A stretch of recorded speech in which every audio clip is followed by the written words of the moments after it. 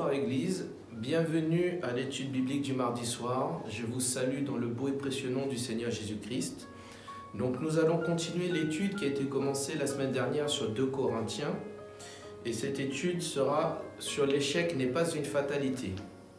Donc j'aimerais remercier premièrement le pasteur Novaki, ainsi que la sœur Novaki, pasteur Dean, sœur Laurine, les anciens, les prédicateurs, les diacres et toute l'Église. Merci pour la confiance que vous m'accordez de pouvoir vous apporter la parole de Dieu. Donc, ouvrez vos Bibles dans 2 Corinthiens, au chapitre 1, et cette étude sera basée et commencera au verset 12 du chapitre 1 jusqu'au chapitre 2, verset 17. Donc, l'échec n'est pas une fatalité. Dans cette épître, qui est très personnelle, l'apôtre Paul ouvre son cœur aux Corinthiens, ainsi qu'à nous, Église, et nous révèle les épreuves qu'il dut affronter tout au long de cette lettre. Pour commencer, l'apôtre Paul a fait l'objet de sévères critiques de la part de certains membres de l'Église de Corinthe, parce qu'il avait modifié ses projets, manquant apparemment à sa promesse. L'Église, certains membres de l'Église ont fait résistance. Est-ce que si nous sommes confrontés à cette crise, comme l'apôtre Paul a été confronté, allons-nous persévérer? Allons-nous continuer à marcher avec le Seigneur? Paul a non seulement triomphé de ces circonstances, de cette opposition qu'il y avait au milieu de l'Église, mais il s'en est servi pour enseigner de grandes valeurs spirituelles. L'apôtre Paul nous parle dans ce passage, dans 2 Corinthiens 1, du verset 12 au verset 24, il parle d'avoir une conscience pure. Le mot conscience est constitué en latin de cum, qui signifie avec, et scrire, qui veut dire connaître. La conscience est la faculté intérieure qui connaît avec notre esprit. Elle nous approuve lorsque nous pratiquons le bien et nous accuse lorsque nous agissons mal. La conscience n'est pas la loi de Dieu, mais elle lui rend témoignage. Elle est la fenêtre qui laisse entrer la lumière dans notre âme. Si la fenêtre se couvre de saleté à cause de la désobéissance, alors la lumière faiblit de plus en plus. Je vous encourage à méditer Matthieu 6, du verset 22 au verset 23, et Romains 2, du verset 14 au verset 16. L'apôtre Paul utilise le mot conscience à 23 reprises dans ses lettres, et son ministère oral qui nous a été rapporté dans le livre des Actes. C'est pourquoi l'apôtre Paul dit, c'est pourquoi je m'applique sans cesse moi aussi à garder une conscience irréprochable tant devant Dieu que devant les hommes. Actes 24, verset 16. Si une personne possède une bonne conscience, il est intègre, honnête et digne de confiance. Amen. Donc, pourquoi les Corinthiens ont accusé l'apôtre Paul de tromperie et de négligence? Parce que l'apôtre Paul a été contraint de modifier ses plans. Il devait venir les visiter, mais il a dû changer de plan. Il avait initialement promis de passer l'hiver à Corinthe en précisant toujours néanmoins si le Seigneur le permet. 1 Corinthiens 16, verset 2 au verset 8. L'apôtre Paul fut dans une grande épreuve et très embarrassé. L'apôtre a dû modifier ses projets. Suite à cette modification, il y a eu comme de la calomnie et de la médisance envers l'apôtre Paul. Certains membres de l'église de Corinthe ont commencé à critiquer l'apôtre Paul. Malgré cela, l'apôtre Paul avait un plan B. Ce plan, lui aussi, a dû être annulé. Paul en a affermi l'église. Mais cela n'a pas fait taire ses adversaires. Justement, ceux-ci l'accusaient de suivre une sagesse purement humaine. au verset 12 du chapitre 1 de 2 Corinthiens. De faire preuve d'une légèreté envers la volonté de Dieu, au verset 17. Et de nourrir ses projets uniquement pour son propre plaisir. Ils affirmaient ceci, si Paul dit ou écrit quelque chose, il pense le contraire. Son oui signifie non et son non veut dire oui. Il peut y avoir des malentendus au milieu du peuple de Dieu, souvent difficiles à démêler et à gérer, parce que le mépris, la calomnie, la médisance entraînent toujours une autre, et cela va aller de pire en pire. Lorsque nous commençons à remettre en question l'intégrité de nos frères, de nos sœurs, de douter de leurs paroles, nous ouvrons la porte à toutes sortes de problèmes. Nous ouvrons la porte à l'ennemi. Souvenez-vous toujours, 1 Corinthiens au chapitre 13 dit « L'amour ne doute point, l'amour supporte tout. » Amen. Donc toutefois, malgré tous les propos que les accusateurs de l'église de Corinthe menaient contre l'apôtre Paul, Paul tenu bon, il demeura ferme. Pourquoi? Parce que sa conscience était pure. Ses écrits et ses paroles, son vécu était en harmonie. Ce qu'il disait, il l'appliquait. Tout était en harmonie et sa conscience était donc pure. Amen. Je vous encourage à méditer Jacques 4, du verset 13 au verset 17. Posséder une conscience pure, c'est vivre à la lumière du retour du Seigneur Jésus-Christ. 2 Corinthiens 1 au verset 14. Au jour de notre Seigneur Jésus évoque le moment où Jésus reviendra et emmènera et prendra son Église au ciel. Gloire au Seigneur. Paul était certain qu'au jour du jugement du Christ, il se réjouirait au sujet des croyants de Corinthe et les croyants de Corinthe se réjouiraient avec lui au ciel, avec le Seigneur Jésus-Christ.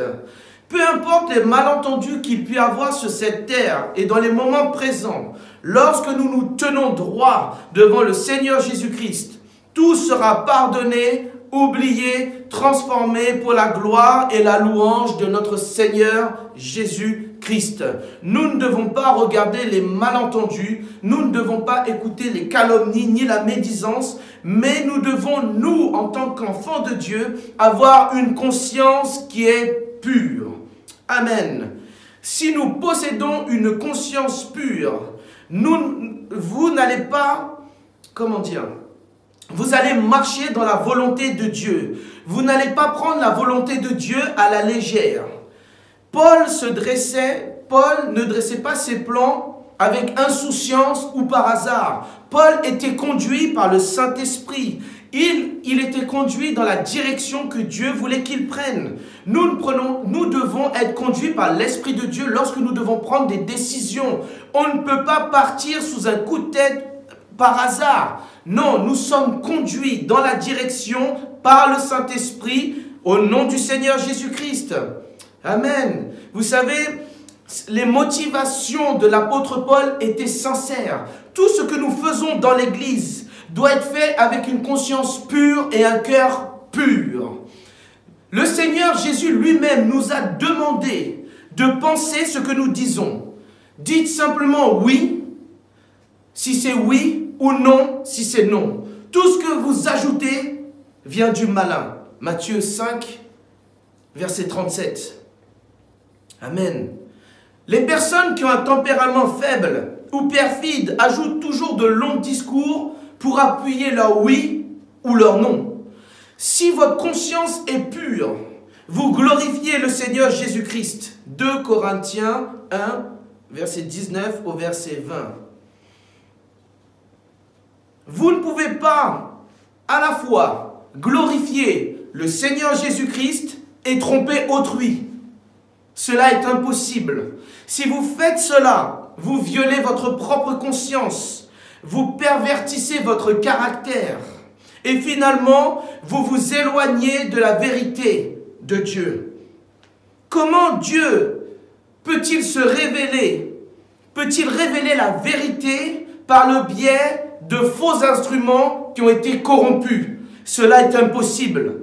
Le témoignage et la marche d'un homme doivent aller de pair. Amen. Tout doit aller de pair. Ce que je dis, je dois le mettre en pratique. Je ne peux pas simplement dire, mais ce que je dis, je dois le pratiquer. Sinon, je suis alors un pharisien. Je suis un religieux, mais je ne suis pas un religieux. Je marche dans l'esprit. Ce que je dis, je le fais. Amen. Et si votre conscience est pure, vous êtes en bon terme avec l'Esprit de Dieu. 2 Corinthiens 1, versets 21 à 24. Le Saint-Esprit en vous est la garantie que Dieu accomplira ce qu'il a promis pour vous au travers de sa parole. Paul veillait à ne pas attrister le Saint-Esprit. Amen. Nous devons veiller à ne pas attrister l'Esprit que Dieu a mis en nous. Nous devons agir selon la direction de l'Esprit. On ne doit pas agir selon notre propre volonté et selon nos propres désirs.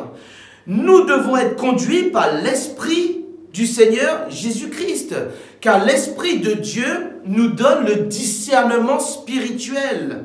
Amen. Pendant les moments particuliers, les épreuves que vous pouvez avoir dans votre vie, le Seigneur vous donne le discernement et la sagesse. Amen. Pour servir Dieu d'une façon honorable. 1 Jean, chapitre 2, verset 20 et verset 27. N'oubliez jamais aussi que vous avez été scellés du Saint-Esprit. 2 Corinthiens 1, verset 22 et Éphésiens 1, verset 13. Nous appartenons au Seigneur Jésus-Christ. 1 Corinthiens 6 au verset 19 dit que nous sommes le temple du Saint-Esprit. Amen. C'est-à-dire que la gloire de Dieu vit en nous. Que Dieu est souverain dans notre vie. Le témoignage que l'Esprit de Dieu rend à notre esprit, c'est que nous sommes les enfants de Dieu. Amen. Nous sommes les enfants de Dieu. Romains 5 au verset 5. L'Esprit lui-même rend témoignage à notre esprit que nous sommes enfants de Dieu. Nous sommes scellés du Saint-Esprit. L'Esprit de Dieu nous donne l'assurance qui nous protégera, peu importe les épreuves qui se dresseront devant nous. Amen. L'Esprit de Dieu est aussi l'acompte, c'est-à-dire le gage, la garantie, la caution de Dieu qu'un jour nous serons avec lui au ciel dans la nouvelle Jérusalem. Et je crois qu'aujourd'hui l'Église doit se réjouir d'être scellée du Saint-Esprit, car c'est le gage, c'est la garantie, c'est la caution que Dieu, le Seigneur Jésus-Christ, vous emmènera au ciel avec lui dans la nouvelle Jérusalem et que nous allons demeurer éternellement dans la présence du Seigneur Jésus-Christ. Amen. Vous savez, l'Esprit de Dieu nous permet de jouir des bénédictions célestes dans notre cœur et dès aujourd'hui, grâce à la présence de Dieu en nous, nous pouvons avoir une conscience pure, affronter les malentendus qu'il peut y avoir autour de nous et au milieu de l'assemblée avec amour et avec patience. L'amour supporte tout. Amen. 1 Corinthiens 13. Souvenez-vous, si vous vivez pour satisfaire les gens, les méprises sépareront votre morale. Mais si vous vivez pour satisfaire le Seigneur Jésus-Christ, vous pourrez affronter les différends avec foi et avec courage. Voilà pourquoi le Seigneur dit à Josué, fortifie-toi et prends courage. Amen. Mais Paul révèle aussi que son cœur était compatissant. 2 Corinthiens 2, du verset 1 au verset 11. Vous savez, nous pouvons dire, vive là-haut avec des frères que nous aimons, ah vraiment quelle gloire. Vivre ici-bas avec des frères que nous connaissons, ça c'est une autre histoire. Quand tu connais le caractère de ton frère, quand tu connais ses faiblesses, quand tu connais ses mauvaises actions, il peut y avoir du mépris envers cette personne. Mais Paul lui-même voyait que beaucoup de personnes avaient causé de la peine à son cœur dans l'église de Corinthe. Vous pouvez lire ceci dans 1 Corinthiens au chapitre 5. Il y avait une personne qui vivait ouvertement dans l'immoralité. Il s'agissait aussi d'un fidèle qui aurait pu contester publiquement l'autorité apostolique de Paul. Mais Paul a toujours manifesté de la miséricorde et de l'amour envers ces personnes, malgré leur opposition. L'amour supporte tout. Voyez les signes qui attestent que Paul aimait et avait un cœur d'amour pour l'église de Corinthe. Il avait le cœur de Christ. Il accordait la première place aux autres. Paul accordait la première place aux autres. Paul ne songeait pas à ses propres sentiments, mais avant tout, il élevait les sentiments de ceux d'autrui. Il pensait aux autres, il pensait aux sentiments des autres avant de penser à ses propres sentiments. Et dans le ministère chrétien, nous ne devons pas penser à nous-mêmes, mais nous devons penser aux autres, au bien-être des autres. Car quelle grande joie de voir son frère et sa sœur qui passaient dans une épreuve ou qui s'étaient rebellés revenir au pied de la croix. Ceux qui étaient faibles être fortifiés. Pourquoi? Parce qu'il y avait de l'amour. Nous avons pensé aux autres avant de penser à nous-mêmes.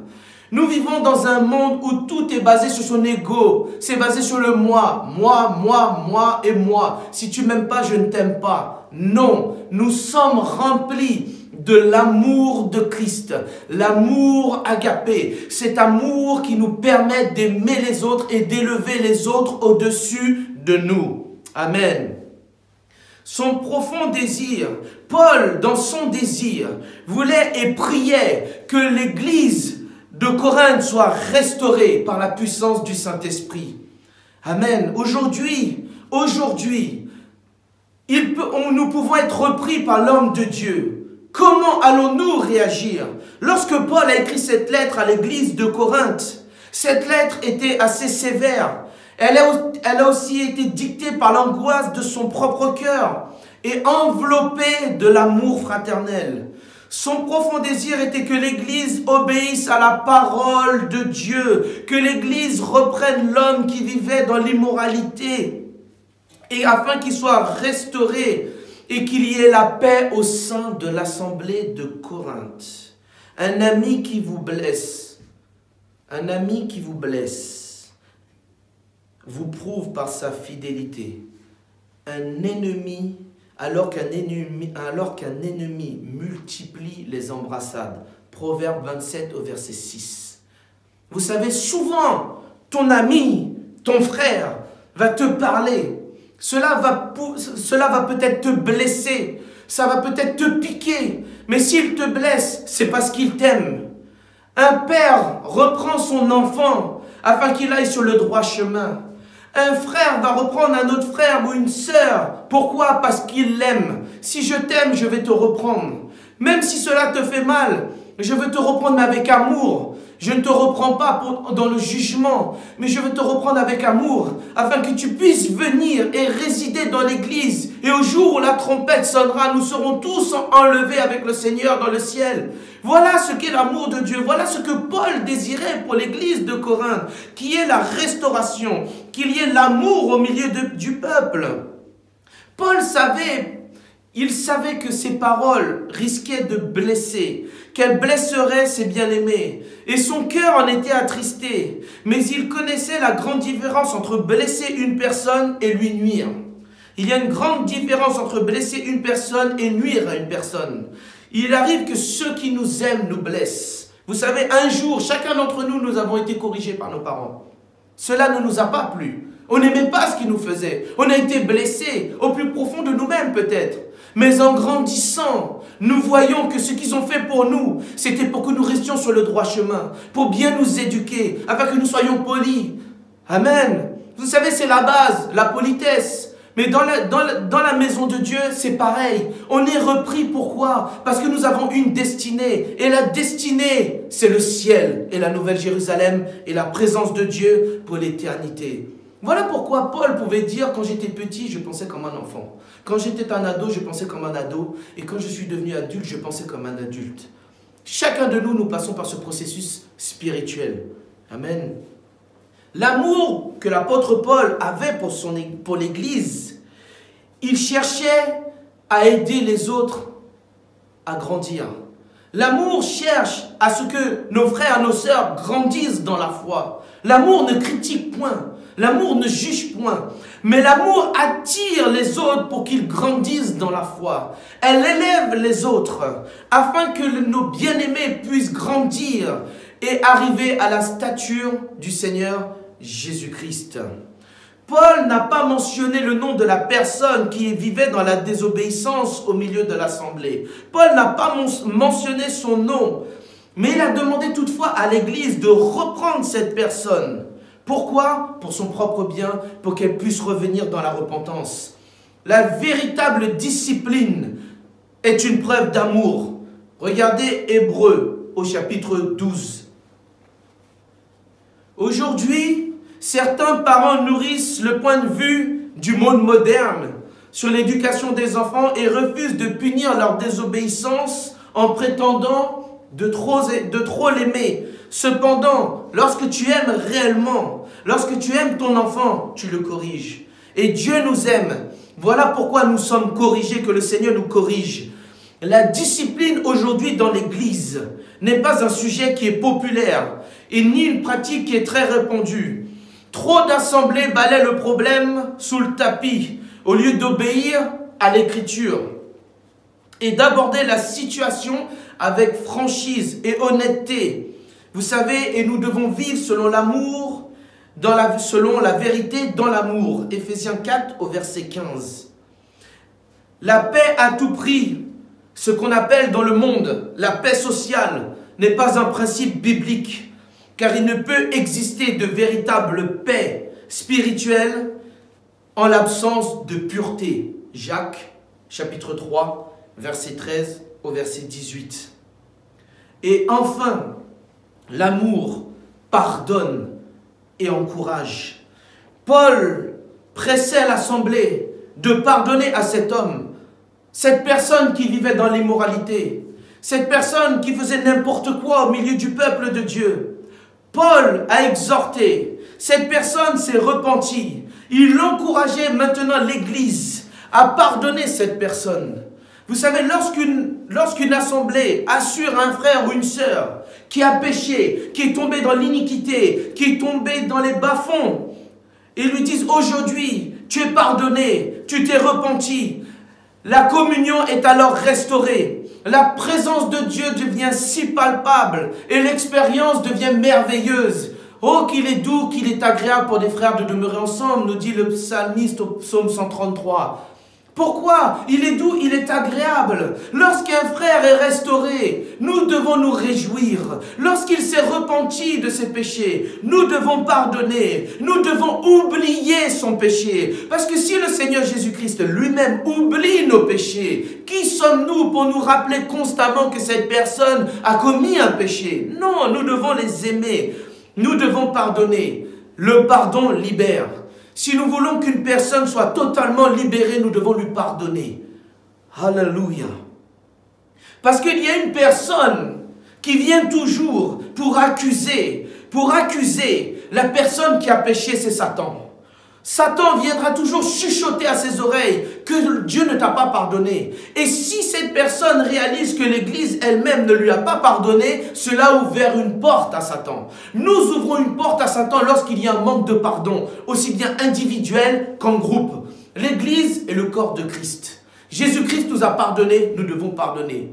Pardonnons, nous pardonnons à ceux qui nous ont offensés.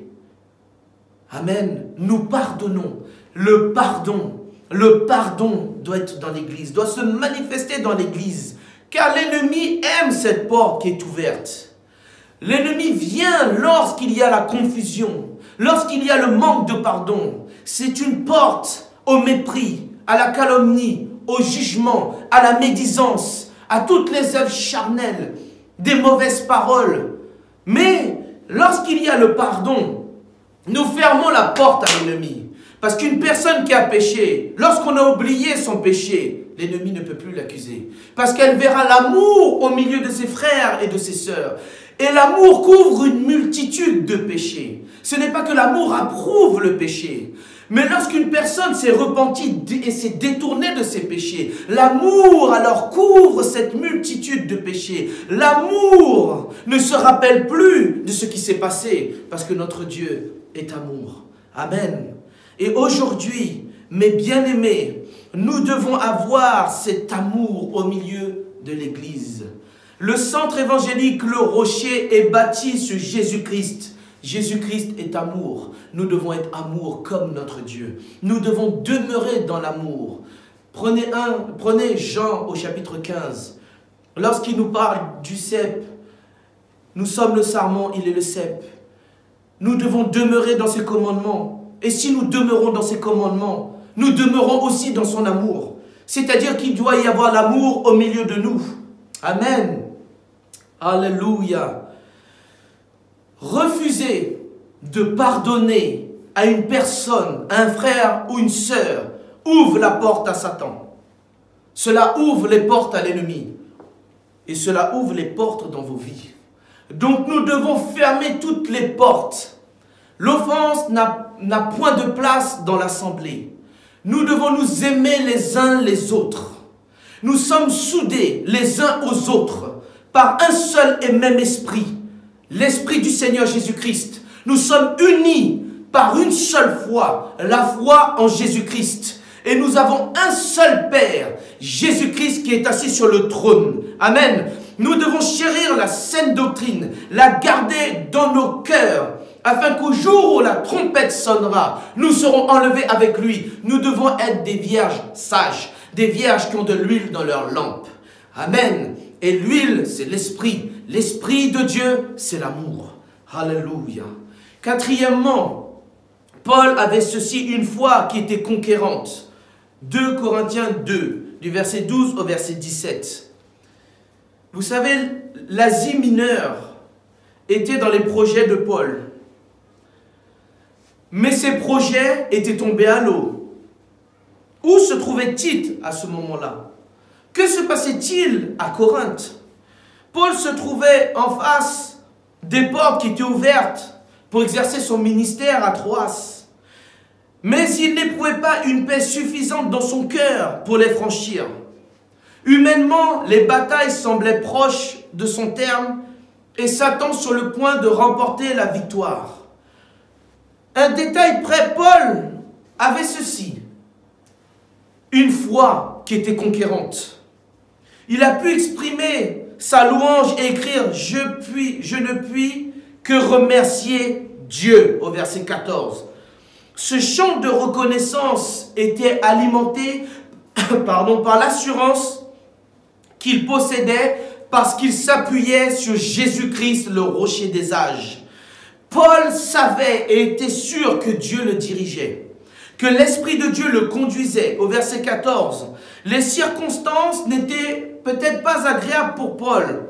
Paul ne pouvait pas expliquer les circonstances qui se passaient, ni les détours, ni les revers par lesquels il devait passer. Mais il était certain que Dieu le conduisait et que le Seigneur restait aux commandes. Le croyant peut être sûr que Dieu va le conduire s'il marche selon sa parole et selon la volonté de Dieu. Amen. Tant qu'il s'efforce à obéir au commandement de Dieu et à sa volonté, Dieu le conduira. Romains 8 au verset 28. Paul avait eu cette révélation que Dieu le dirigeait dans le triomphe. Dans le triomphe, malgré les circonstances, malgré tout ce qui se passait. Paul était conduit par le Seigneur dans le triomphe. Cette image du triomphe est celle du triomphe romain, un tribut spécial accordé par Rome à ses généraux victorieux. Si un commandant en chef remportait une victoire totale sur l'ennemi, en terre étrangère, s'il tuait au moins 5000 soldats ennemis et allait conquérir de nouveaux territoires pour l'empereur, alors il avait le droit au triomphe romain.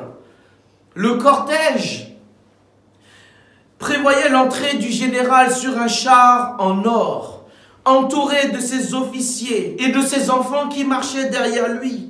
La parade permettait d'exposer le butin de guerre et les prisonniers ennemis. Les prêtres romains participaient à cette entrée triomphale en portant de l'encens pour rendre hommage à l'armée victorieuse. La procession empruntait un itinéraire particulier dans la ville et s'achevait au cirque, où les pauvres prisonniers étaient livrés aux bêtes sauvages pour divertir la population. La population romaine vivait un jour très particulier lorsqu'elle se voyait offrir un triomphe au grand complet. Laissez-moi vous dire aujourd'hui ceci. Comment cet aspect de l'histoire que l'apôtre Paul nous rapporte s'applique-t-elle à nous aujourd'hui en tant que chrétiens? Jésus-Christ, notre Dieu, notre roi, notre Seigneur et notre commandant en chef, il s'est rendu lui-même en terre étrangère. Sur cette terre, il s'est manifesté. Il a vaincu l'ennemi. Il a dépouillé les autorités en triomphant d'elles sur la croix de Golgotha. Au lieu de tuer 5000 soldats, il a donné la vie à 3000 personnes le jour de la Pentecôte. Puis 2000 après, le Seigneur est venu conquérir cette terre. Son butin de guerre, ça a été les âmes perdues qui étaient autrefois esclaves de Satan. Nous ne sommes pas voués à aller en enfer, mais nous sommes voués à aller au ciel. Nous ne sommes pas voués à être mangés par des bêtes féroces, mais nous sommes voués à écraser la tête de l'ennemi et à marcher sur toutes les puissances de Satan, parce que Jésus-Christ est notre Seigneur Église. Nous sommes victorieux, nous sommes des conquérants. Vous savez, dans le triomphe, les enfants marchaient derrière le général. Vous savez, ils n'avaient même pas combattu. Ils n'avaient même pas participé à la bataille. Notre Dieu s'est manifesté dans la chair et s'est offert comme un agneau sur la croix du calvaire pour expier nos péchés. Il a combattu pour nous. Il a conquéri les territoires pour nous. Il nous a donné la victoire aujourd'hui et nous marchons dans le triomphe du Seigneur Jésus-Christ. Nous marchons derrière notre Père Céleste. Nous n'avons à craindre de rien car notre Dieu pourvoira à tous nos besoins, Église. Nous sommes victorieux et aujourd'hui, nous ne sommes plus esclaves du péché, mais nous sommes les esclaves du Seigneur Jésus-Christ. Nous sommes les enfants de Dieu. Alléluia. Et les enfants du Seigneur doivent se réjouir dans la victoire. Nous devons nous réjouir, avoir la louange dans notre bouche. Peu importe les malentendus, peu importe les circonstances, nous devons nous réjouir comme Paul se réjouissait. Il marchait dans le triomphe, nous marchons dans le triomphe. Paul se réjouissait malgré tout ce qui se passait. Nous devons nous réjouir au travers des circonstances, des situations, du mépris, de la médisance, de la calomnie, au travers des coups, au travers des flèches qui sont tirées par l'ennemi. Nous devons nous réjouir car nous avons le bouclier de la foi qui éteindra tous les traits enflammés du malin. Voilà pourquoi Paul pouvait parler du bouclier de la foi dans Éphésiens au chapitre 6. Pourquoi? Parce que la foi éteint tous les traits enflammés du malin. Alléluia. Nous prenons part au triomphe de Christ. Je prie que l'Église, que chaque frère, que chaque sœur aujourd'hui réalise que vous marchez dans le triomphe. Vous marchez dans la venue de la victoire. Vous êtes un doux parfum aux yeux de Christ. Alléluia, votre vie est une lettre vivante que Jésus-Christ poste dans ce monde, afin que le monde voit qu'il est le seul et unique Dieu au travers de votre vie. Le seul Jésus que les gens croiseront, c'est vous, parce que Jésus-Christ est en vous et doivent lire Jésus-Christ dans votre vie. Amen. C'est ce que Paul faisait. Lorsque Paul venait, il ne voyait plus Paul. Ce n'est plus moi qui vis, mais c'est Christ qui vit en moi. Alors aujourd'hui, l'Église, ce n'est plus nous qui vivons, mais c'est Jésus-Christ qui vit en nous. Amen. Et vous savez, Paul n'était pas un dictateur. Paul était un dirigeant rempli d'amour pour son prochain. Amen. Le parfum de l'encens qui était brûlé par les prêtres romains pendant la procession provoquait des réactions différentes. Pour les soldats triomphants, c'était synonyme de vie et de victoire. Pour l'ennemi qui était vaincu, cela signifiait la défaite et la mort. Ils étaient en chemin vers leur supplice. Au travers de cette image de l'encens, dont l'apôtre Paul nous parle, il décrit le ministère des chrétiens. Il compare les croyants à de l'encens, parce qu'ils répandent le parfum du Seigneur Jésus-Christ dans leur vie, leur travail. Aux yeux de Dieu, les chrétiens diffusent le parfum même de Jésus-Christ. Pour nos frères dans la foi, nous sommes un parfum de vie. Mais pour les incroyants, nous sommes un parfum de mort. En d'autres termes, la vie et le ministère chrétien sont des questions de vie et de mort. Notre façon de vivre et de travailler peut signifier la vie et la mort pour un monde qui est déjà perdu et qui nous entoure. Il n'est pas surprenant que Paul se soit écrié « Et qui donc est à la hauteur d'une telle tâche ?» dans 2 Corinthiens 2 au verset 16.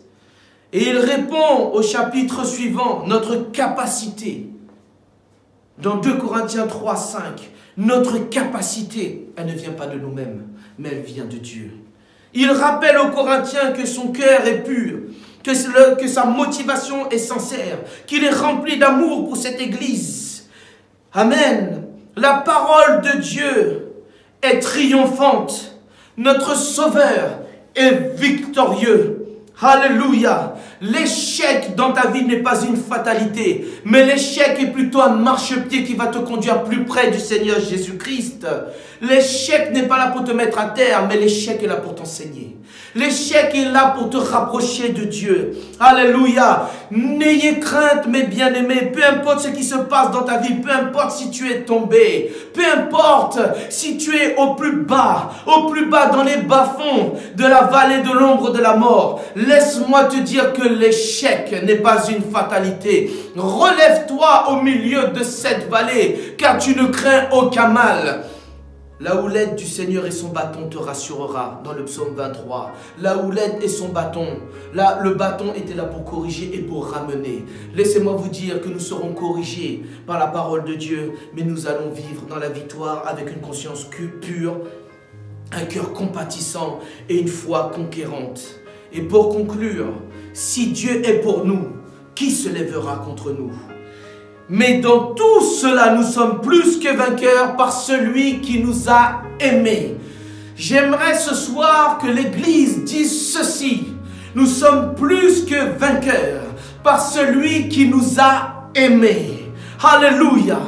En courbant nos fronts, j'aimerais que l'on prie que l'échec n'est pas une fatalité, que je suis victorieux en Jésus-Christ, que je veux marcher dans l'amour, que je veux avoir une foi conquérante, un cœur compatissant et aimer mes frères avec l'amour que le Seigneur Jésus-Christ nous a donné.